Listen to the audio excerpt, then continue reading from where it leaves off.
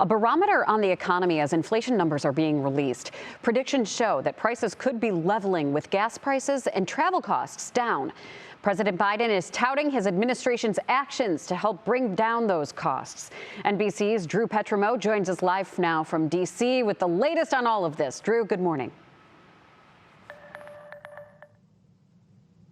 Well, good morning, Maureen. Definitely a lot of spin going on here in Washington and around the country as politicians from both political parties work to position themselves ahead of the midterm elections. But the numbers don't lie, and how the economy performs over the next 2 months could go a long way in determining who controls Congress for the next 2 years.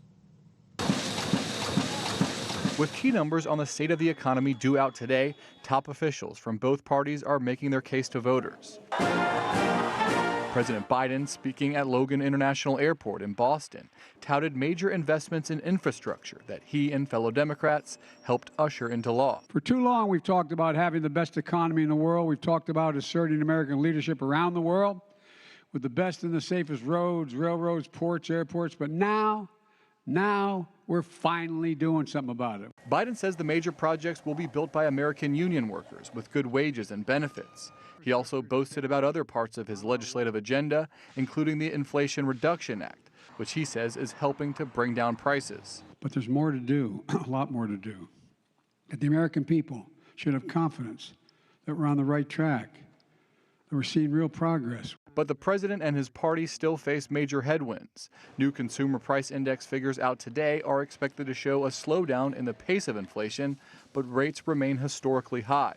Polls show it's a major concern for the American people and a drag on the Biden administration, a fact Republicans are quick to point out. The American people know who created this mess. They remember quite well how Washington Democrats spent the spring of 2021 dining out on left-wing spending and leaving taxpayers to pick up the bill. The finger pointing will no doubt continue as we are now less than 2 months from Election Day.